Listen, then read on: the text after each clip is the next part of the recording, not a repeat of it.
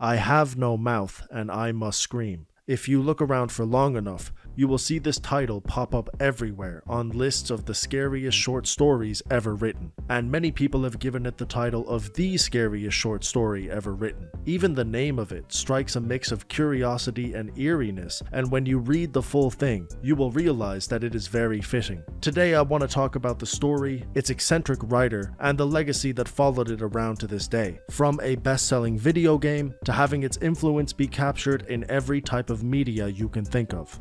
The story was written by Harlan Ellison. Born in 1934 in Cleveland, Ohio, Ellison was a prolific writer who started creating stories at an early age. He wrote hundreds of pieces throughout the 50s and 60s, many of which gained recognition and notoriety for their disturbing nature. For example, a story called The Prowler in the City at the Edge of the World was about Jack the Ripper and talked about his killing spree in a very intense and real fashion. He also wrote a cycle of stories called A Boy and His Dog, which was set in an apocalyptic world and featured a 15-year-old boy and a dog that he was able to communicate with telepathically. The boy has no sense of morality or ethics, and he works with this dog to find unsuspecting women so he can fulfill his sexual desires. Ellison's stories are often centered around dystopian worlds that are extremely bleak and subsequently strip people of having any kind of a good conscience. He explores these themes constantly in his work and has explained why in a number of interviews. We're coming into a time now when all the old isms and philosophies are dying. They don't seem to work anymore. All the things that Mommy and Daddy told you and told me were true were only true in the house. The minute you get out in the street, they aren't true anymore. It's all the dreams of early science fiction coming true. I mean, slowly and with great pain, the world is beginning to think of itself as Earthmen. And it's kind of startling to see it happening because it's coming out of pain and blood and fire. But I guess that's where all important revolutions come from. We need a new literature that speaks to this kind of feeling and to these needs. Science fiction, speculative fiction, is speaking to all kinds of people. And I think that's because now it's becoming a fiction of the people, in essence, street fiction. As you can probably tell from those clips, Ellison was an outspoken, eclectic writer who wasn't afraid to say how he felt about pretty much anything. He despised being described as a science fiction writer and would heavily criticize the genre, to the point that he got into a number of fistfights with other authors. He was described as possibly the most contentious person on Earth, which is one of the only statements he didn't contend with. Love him or hate him, Ellison was a truly unique character, and that brashness and lack of a filter is what led him to writing a story that also held no punches. On a cold night in 1966, Harlan Ellison sat down and wrote arguably his most famous piece, a 13-page short story that would change his life forever. It was published in Worlds of Science Fiction magazine in March of 1967. To explain the story properly, I'll give you some context into the world that Harlan Ellison creates with this piece. Although the story is just over a dozen pages long, he still manages to create a vast, complex world that will take a little bit of explanation.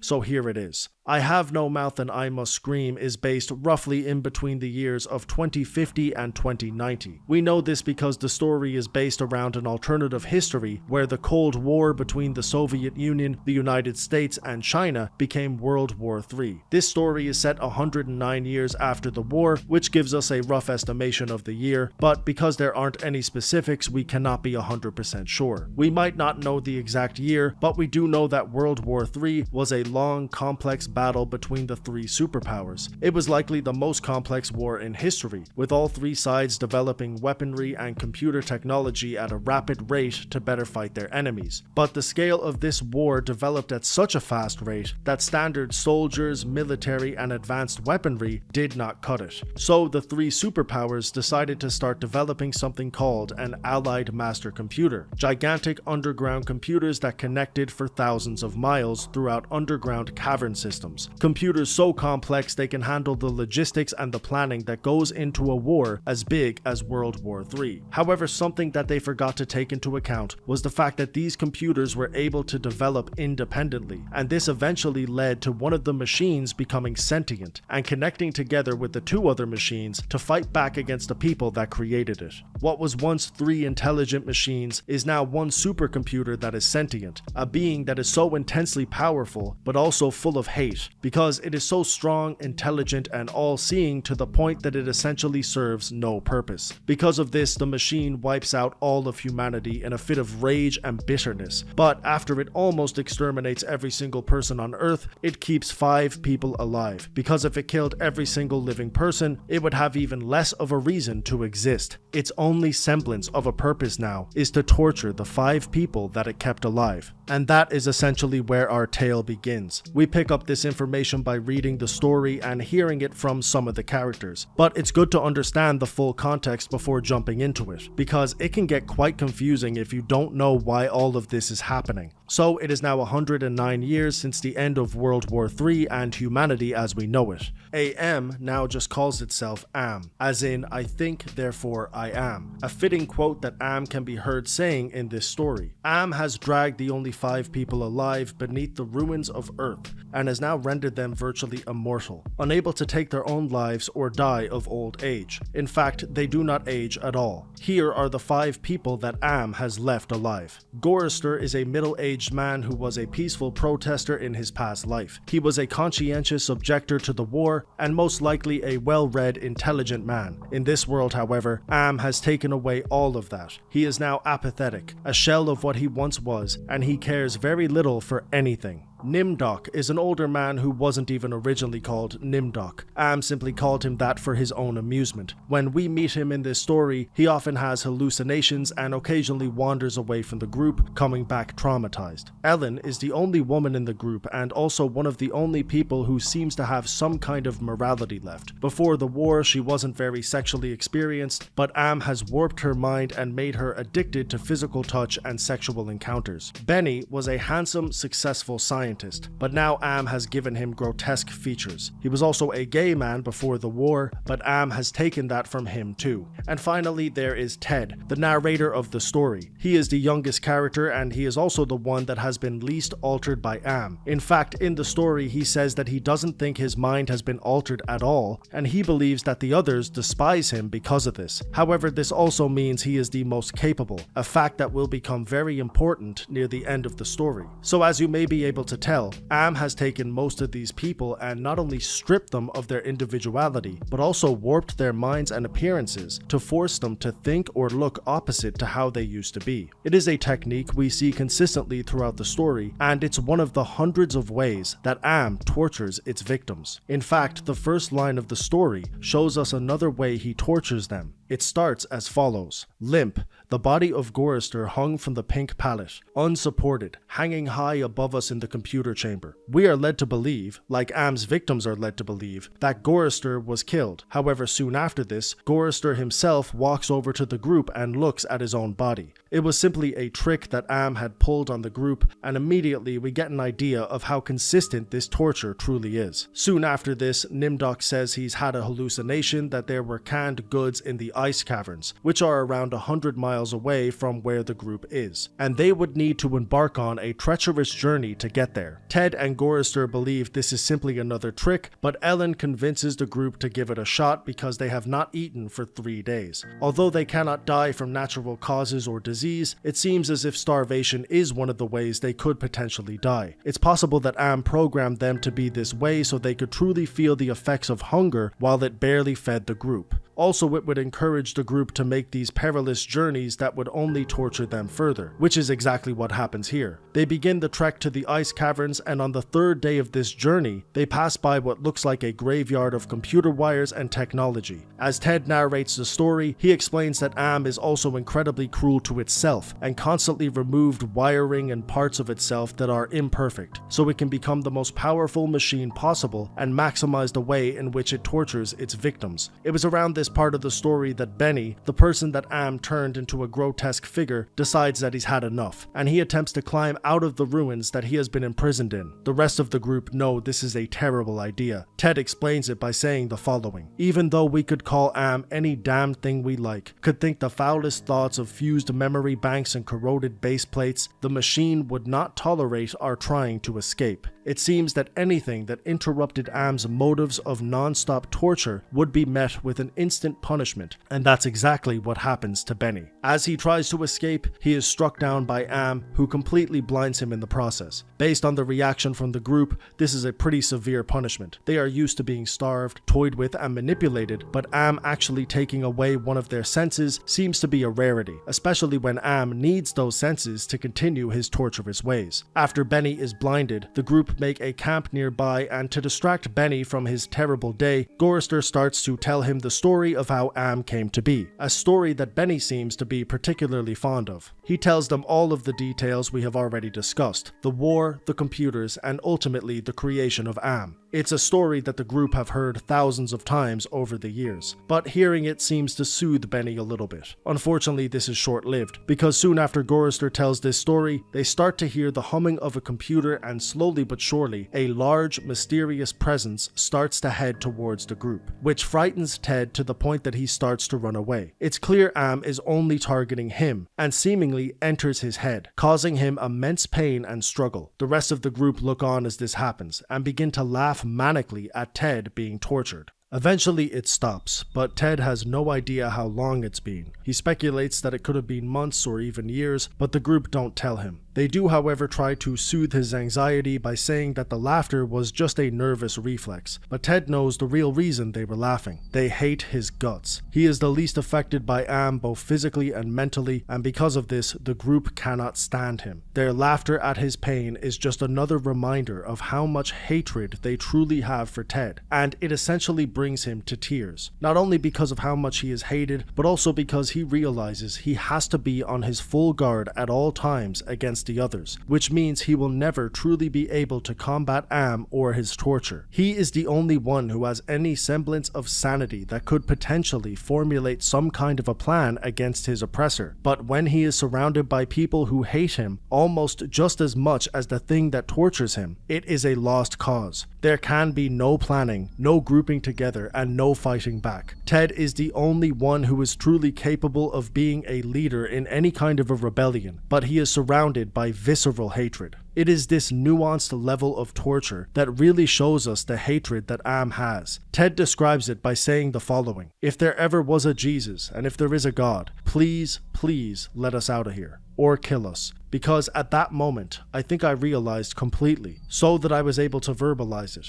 Am was intent on keeping us in his belly forever, twisting and torturing us forever. The machine hated us as no sentient creature had ever hated before, and we were helpless. It also became hideously clear, if there was a sweet Jesus, and if there was a God, that God was Am." It may have taken Ted 109 years to truly reach this realization, but once he did, it was a point of no return. Regardless of this revelation, he had to keep moving forward with the group that hated his guts, and so they marched on. But of course it was no easy task. Soon after this, a massive bird that Am had more likely created flew near the group, and it flapped its wings at such a ferocious rate that the group ended up in the middle of a hurricane. Again, Ted couldn't tell how long this was happening for, but eventually he hit the ground, and to his dismay, he was still alive. It was at this point that Am reached into Ted's mind, which was something that he would seemingly do from time to time. He was there to leave Ted a message that is also in the video game adaptation, and it's actually narrated by Harlan Ellison himself, so it seems fitting to play this narration instead of just reading it. So here it is. Hate. Let me tell you how much I've come to hate you since I began to live. There are 387.44 million miles of printed circuits in wafer-thin layers that fill my complex. If the word hate was engraved on each nanoangstrom of those hundreds of millions of miles, it would not equal 1/1 billionth of the hate I feel for humans at this micro-instant. For you, hate.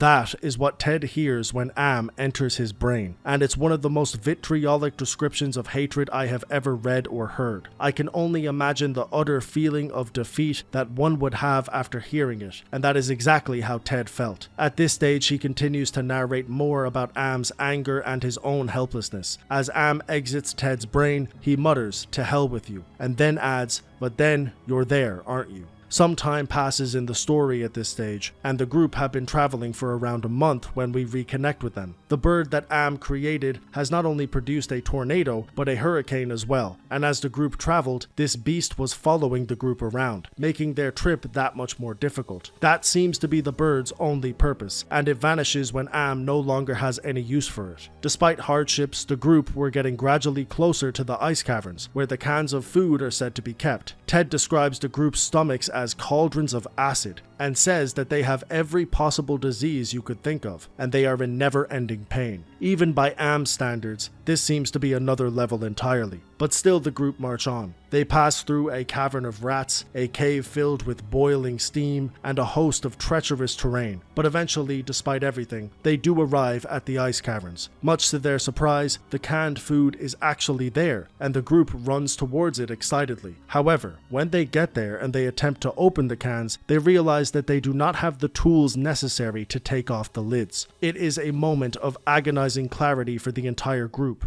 All of this has been some kind of a cruel joke from Am. Everything they have been through in the last few weeks, all for nothing. This realization drives Benny to a point of no return, and at this stage, he jumps onto Gorister like a wild animal and starts to chip away at his face, attempting to eat it. The screams of pain from Gorister are so loud that multiple stalactites from the ice cave fall to the ground. Of course, Am won't let Benny actually kill him, but he will get close. Strangely, in that moment, Ted describes himself as feeling terribly calm, and he narrates the following: "Surrounded by madness, surrounded by hunger, surrounded by everything but death. I knew death was our only way out. Am had kept us alive, but there was a way to defeat him. Not total defeat, but at least peace. I would settle for that. I had to do it quickly." After Ted comes to this realization, he picks up a spear of ice from the ground and launches it into Benny's stomach, killing him instantly. He does this again to Gorister, and while he kills him, Ellen quickly realizes what Ted is doing. She too picks up an icicle from the ground and kills Nimdok.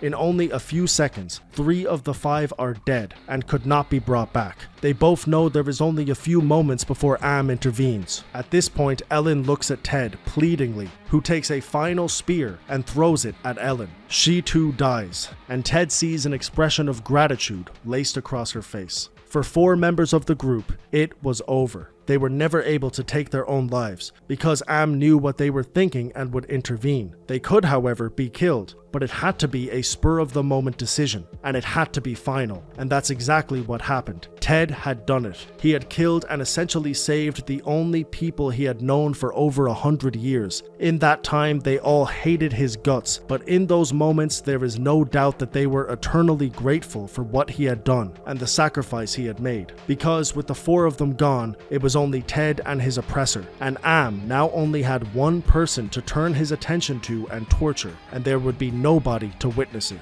He had taken Am's only semblance of a purpose away, an action that would certainly not go unpunished. We are now on the final page of the story, and arguably the most profound part of the entire piece. Only Ted and Am remain, and as you are about to hear, saying that Ted is still alive is a complete stretch. Because of the importance of this page, I am going to read it in full, and together we can complete this insane story properly. It goes as follows. Some hundreds of years may have passed, I don't know. Am has been having fun for some time, accelerating and changing my time sense. I will say the word now. Now. It took me 10 months to say now. I don't know. I think it has been some hundreds of years. He was furious. He wouldn't let me bury them. It didn't matter. There was no way to dig up the deck plates. He dried up the snow. He brought the night. He roared and sent locusts. It did not do a thing. They stayed dead. I'd had him. He was furious. I had thought that Am hated me before. I was wrong. It was not even a shadow of the hate he now slavered from every printed circuit. He made certain I would suffer eternally and could not do myself in. He left my mind intact. I can dream, I can wonder, I can lament. I remember all 4 of them. I wish... Well, it doesn't make any sense. I know I saved them from what has happened to me, but still, I cannot forget killing them. Ellen's face. It isn't easy. Sometimes I want to.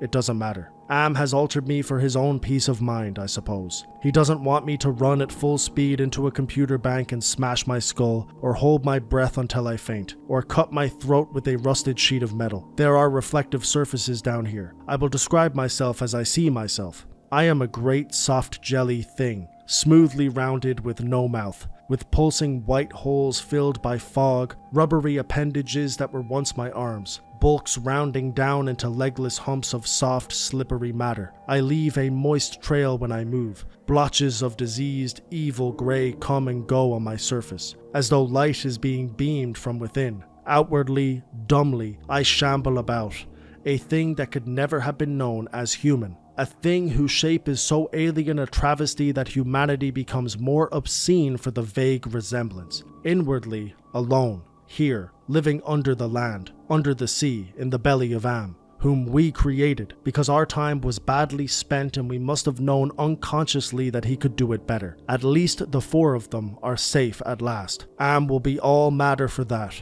It makes me a little happier. And yet, Am has won. Simply, he has taken his revenge. I have no mouth, and I must scream. And that is what we are left with. An ending that seems entirely bleak. Ted is essentially nothing at this stage. He has been tortured to the point that he can't even describe himself as human. He is just a blob of pain and suffering, and he is very self-aware of that fact. However, even though it seems like an extremely depressing end to an already harrowing story, there is this weird, strange glimmer of hope. In the beginning, Am's anger is a reflection of Ted's mere existence. He hasn't actually done anything to make him angry. He merely exists as a false representation of the people that created Am. But of course we know that he had nothing to do with the creation of Am. But in the end, Am's anger is a reflection of Ted's actions. He has actually done something to anger him. He has killed 80% of his remaining victims and stripped Am of his only real purpose. Ted had virtually no power, and Am has more power than anything that has ever lived. And yet,